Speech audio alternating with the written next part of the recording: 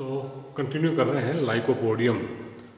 और लाइकोपोडियम में आज अपन पढ़ेंगे स्ट्रक्चर ऑफ स्ट्रोबिलाई। स्ट्रोबिलाई की संरचना क्या होती है और स्ट्रोबिलाई का निर्माण कैसे होता है, या लाइकोपोडियम में जनन कैसे होता है।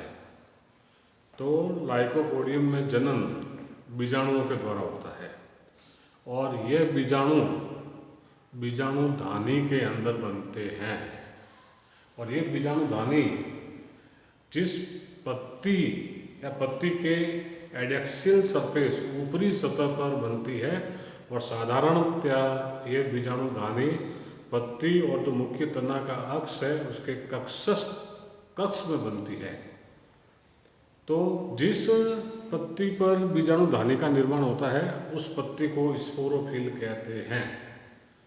और यह स्पोरोफिल पत्ती के प्राय शीर्षस्थ भाग में बनती है, और जिस पत्ती पर जो पत्ती स्पोरोफिल में रूपांतरित होती है उसको फर्टाइल लीफ कहते हैं। और जिस पत्ती पर बीजाणुधानी का निर्माण नहीं होता है उसको स्टेराइल लीफ कहते हैं या बंदीय पत्ती कहते हैं। अब जो ये स्पोरोफिल है जिस पर बीजाणुधानी का निर्माण हुआ है, यह जो तने का शीर्षस्थ भाग है वहाँ पर सघन रूप से विन्यासित होते हैं। इस तरह से विन्यासित होते हैं कि जो तने की मुख्य अक्ष है वो नग्न आंखों से नहीं दिखती है, उस अक्ष को ये बीजाणुपर्ण सघन रूप से घेर लेते हैं। और जो बीजाणुधानी है वो इस बीजाणुपर्ण या उस जो मुख्य अक्ष है उस अक्ष के कक्षस्थ में पाई जाती है, और इस बीजाणुपर्ण की वजह से वो बीजाणुधानी सुरक्षित रहती है, प्रोटेक्टेड रहती है। तो इस तरह से इसमें स्ट्रोबिलाई का निर्माण होता है, और उस स्ट्रोबिलस में बीजाणुधानियाँ व्यवस्थित रहती है। अब इसमें जो बीजाणुधानी है इसका निर्माण जैसा कि मैंने बताया, जो बीजाणुपर्ण है उसके ऊपरी सतह पर होता है, लेकिन इनकी अलग अलग प्रजातियों में थोड़ा इसमें वेरिएशन पाया जाता है। कुछ एक प्रजातियों में बीजाणुपर्ण का निर्माण बिल्कुल जो मुख्य अक्ष है उसके कक्षस्थ में पाया जाता है। कुछ एक जो लाइकोपोडियम की स्पीसीज है उसमें बीजाणुधानी पत्ती के निचली सतह पर भी बनते हैं। कुछ एक ऐसी प्रजातियां हैं जिसमें बीजाणुधानी पर्ण के ऊपरी सतह पर बनते हैं। तो अलग अलग प्रजातियों में इसमें बीजाणुधानियों के निर्माण अलग अलग प्रकार से होता है। तो जो ये स्ट्रोबिलाई का निर्माण होता है, अब उस स्ट्रोबिलाई का अगर हम सेक्शन काटे तो ये सेक्शन इस तरह से दिखता है। LS of cone. अब उस स्ट्रोबिलाई का अपन सेक्शन काटे हैं, लंबवत या लॉन्गिट्यूडनल सेक्शन काटे हैं, तो ये सेक्शन इस तरह का दिखता है, जिसमें ये मुख्य अक्ष कहलाती है, ये तने की अक्ष कहलाती है, और ये गोलाकार बीजाणुधानियाँ हैं जिसके अंदर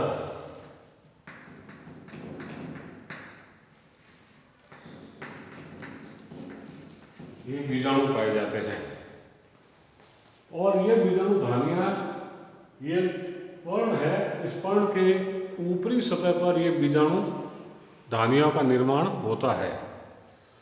अतः ये जो बीजाणुधानियाँ हैं ये पर्ण से पूर्ण रूप से आच्छादित रहती है, घिरे हुए रहती है, और ये बीजाणुपर्ण इस बीजाणुधानियों का सुरक्षा करते हैं। अब जो ये बीजाणुधानियाँ है, बीजाणुधानियाँ इसमें बहुपर्तीय एकल कोष्ठीय संरचना होती है। बीजाणुधानी बहुपर्तीय एकल कोष्ठीय संरचना होती है, वो जो प्राय गोलाकार तो नहीं होती है, किडनी नुमा या अर्ध गोलाकार होती है। इस एकल कोष्ठीय संरचना में बहुत सारे चतुष्क बीजाणु या अगुणित बीजाणुओं का निर्माण होता है, और उन अगुणित बीजाणुओं के अंकुरण से प्रोथैलस का निर्माण होता है। तो ये है इसकी संरचना एलएस ऑफ कोन या स्ट्रोबिलाई। तो इसमें मुख्य रूप से बीचों बीच में अक्ष होती है या तने की अक्ष होती है, और उस अक्ष के चारों तरफ सर्पिलाकार अवस्था में बीजाणुपर्ण व्यवस्थित रहते हैं, और उस बीजाणुपर्ण के कक्ष में बीजाणुधानियों का निर्माण होता है। और ये बीजाणुपद इतने सघन विन्यासित होते हैं कि बाहर से ये बीजाणुधानियाँ नहीं दिखती है, बिल्कुल बीजाणुपर्ण से घिरी हुई होती है। तो बाहर से देखें तो ये स्ट्रोबिलाई इस तरह की दिखती है, और इसका सेक्शन काटते हैं तो ये बिल्कुल इस तरह से दिखती है। अब ये जो बीजाणुधानियाँ हैं, इन बीजाणुधानियों का विकास कैसे होता है? Development of sporangium. तो इसमें भी बीजाणुधानियों का विकास, जैसे दूसरा टेरिडोफाइट में मैंने बताया था, बीजाणुधानियों का विकास यूस्पोरेंजिएट प्रकार का होता है। अब क्या होता है यूस्पोरेंजिएट? यूस्पोरेंजिएट में बीजाणुधानी के निर्माण में एक कोशिकाओं का समूह संयुक्त होकर उस बीजाणुधानी का निर्माण करते हैं, या कह सकते हैं अपन कि कोशिकाओं का समूह मिलकर बीजाणुधानी का निर्माण करते हैं, या बीजाणुधानी का निर्माण कोशिकाओं के समूह द्वारा होता है। इस तरीके का जो बीजाणुधानी बनती है उसको यूस्पोरेंजिएट कहते हैं। तो लगभग सारे टेरिडोफाइट में बीजाणुधानी का निर्माण यूस्पोरेंजिएट प्रकार का होता है। लेकिन कुछ एक जो जलीय टेरिडोफाइट है, मार्सिलिया साल्विनिया, उसमें लेप्टोस्पोरेंजिएट प्रकार का होता है। अब इस यूस्पोरेंजिएट प्रकार में क्या होता है कि जो बीजाणुपर्ण है, उस बीजाणुपर्ण की जो बीजाणुपर्ण की जो ऊपरी सतह है, उसकी कुछ कोशिकाओं का समूह सक्रिय होता है, और जो कोशिकाओं का समूह सक्रिय होता है उसको ग्रुप ऑफ इनिशियल या आरंभिक कोशिकाओं का समूह कहते हैं। और उस आरंभिक कोशिकाओं के समूह में पहला विभाजन परिणतिक होता है। फर्स्ट डिवीजन इज पेरिक्लाइनल, जो पैरेलल टू पेरिफेरी परिणतिक होता है। इस परिणतिक विभाजन से जो आरंभिक कोशिकाओं का समूह है वो दो समूहों में विभाजित हो जाता है। ऊपरी वाली कोशिकाओं के समूह को कहते हैं जैकेट इनिशियल सेल, और नीचे वाली कोशिकाओं के समूह को कहते हैं प्राइमरी स्पोरोजिनस सेल, प्राथमिक बीजाणुजन कोशिकाएं। तो जो ऊपरी वाली कोशिका है प्राथमिक जैकेट सेल या जैकेट इनिशियल सेल, इस जैकेट इनिशियल सेल में आगे 2-3 बार परिणतिक और अपनतिक विभाजन होता है, जिसके परिणाम स्वरूप बहुपरतीय जैकेट का निर्माण होता है। ये देखिए बिल्कुल बहुपरतीय जैकेट का निर्माण होता है। और इस जैकेट के अंदर जो सबसे आंतरिक परत है, उस परत को टैपिटम कहते हैं। और यह टैपिटम एक विघटित, जब ये बीजाणुधानी विकसित होती है और इसके अंदर जो पाई जाने वाली बीजाणुजन कोशिकाओं का विकास होता है, उस दौरान टैपिटम विघटित हो जाती है। टैपिटम विघटित हो जाती है, और विघटित होने पर यह टैपिटम विकसित हो रहे बीजाणुओं के लिए तरल पोष पदार्थ का निर्माण करती है। अब इसी तरह से जो अंदर वाली कोशिका है, जिसको प्राथमिक बीजाणुजन कोशिका कहते हैं, इसमें संभावित सभी तल में विभाजन होता है, जिसके परिणाम स्वरूप इसमें सैकड़ों की संख्या में बीजाणुजन कोशिकाओं का निर्माण होता है। अब जो ये बीजाणुजन कोशिका है, इस बीजाणुजन कोशिका में भी कुछ कोशिकाएं विघटित हो जाती है और जो शेष कोशिका बचती है उसको बीजाणु मात्र कोशिका कहते हैं।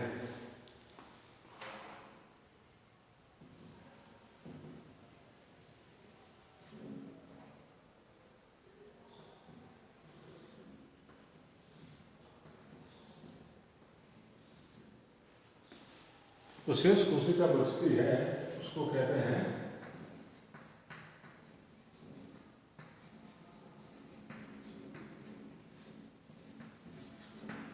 बीजाणु मात्र कोशिका या स्पोर मदर सेल।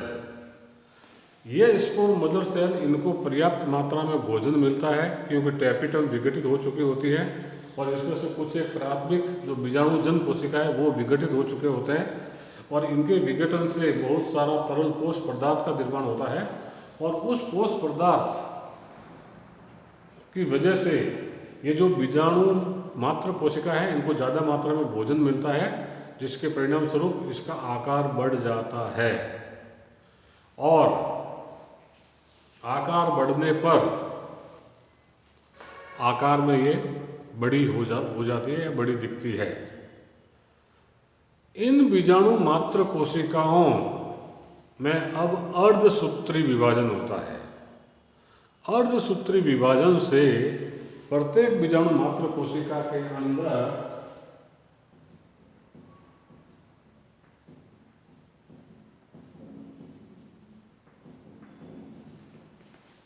चार चतुष्क बीजाणुओं का निर्माण होता है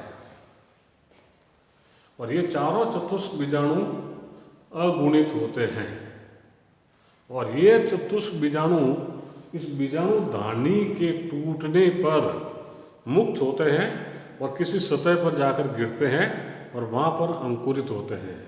तो जो ये बीजाणु है, ये बीजाणु भी गोलाकार संरचना होती है जो बाहर से दो झिल्लियों से घिरे हुए रहते हैं। आंतरिक झिल्ली को इंटाइन कहते हैं और बाह्य झिल्ली को एक्जाइन कहते हैं। तो इस तरह से इसमें बीजाणु धानी का निर्माण होता है। तो लाइकोपोडियम में जो जनन होता है वो मुख्य जनन बीजाणुओं के द्वारा होता है और ये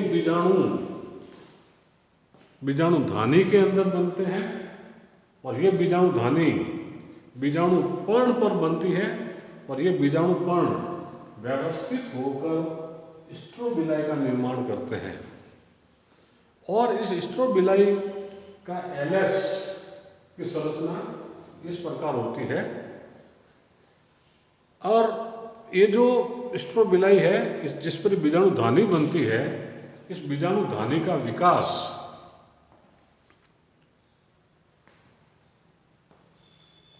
इस तरह होता है। डेवलपमेंट ऑफ स्पोरेंजियम, बीजाणु धानी का विकास जैसा कि मैंने बताया यू स्पोरेंजिएट प्रकार का होता है और यू स्पोरेंजिएट में एक कोशिकाओं का समूह मिलकर संपूर्ण बीजाणु धानी का निर्माण करते हैं, जबकि लेप्टोस्पोरेंजिएट में केवल एकल कोशिका से बीजाणु धानी बनती है। फिर यू स्पोरेंजिएट में कोशिकाओं का समूह में परिणतिक विभाजन होता है, पेरिक्लाइनल डिवीजन होता है, जिससे दो लेयर बनती है कोशिकाओं की। ऊपरी लेयर को जैकेट इनिशियल कहते हैं, आंतरिक लेयर को प्राइमरी स्पोरोजिनस सेल कहते हैं, प्राथमिक बीजाणुजन कोशिका कहते हैं। जैकेट इनिशियल में 2-3 बार परिणतिक और अवनतिक विभाजन होने से 3-4 परतों का बाह्य आवरण बन जाता है और इस आवरण के सबसे जो आंतरिक परत है उसको टैपिटम कहते हैं और इस टैपिटम के विघटन से पोष पदार्थ का निर्माण होता है।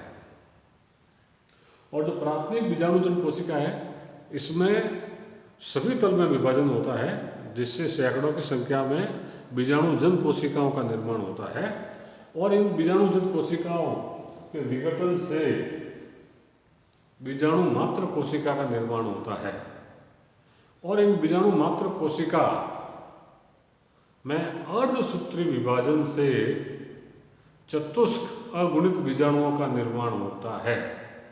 और ये चतुष्क अगुणित बीजाणु जो बीजाणु धानी के टूटने पर बाहर किसी सतह पर गिरते हैं, वहाँ पर अंकुरित होकर प्रोथेलस का निर्माण करते हैं। और ये प्रोथेलस या इस प्रोथेलस जो युग्मकोद्भिद को प्रदर्शित करता है, और उस प्रोथेलस पर जननांगों का निर्माण होता है। नर जननांग को एंथेरिडिया कहते हैं, मादा जननांग को आर्चिगोनिया कहते हैं। अब एंथेरिडिया में एंथेरोजोइड का निर्माण होता है, आर्चिगोनिया में एग सेल बनती है, और दोनों के संलयन से फिर वापस पुनः एम्ब्रियो का निर्माण होता है, जो अपन नेक्स्ट टर्न पे देखेंगे। तो ये है ये किस तरह से बीजाणु का निर्माण होता है, और ये बीजाणु कैसे बीजाणु धानी के अंदर विकसित होते हैं।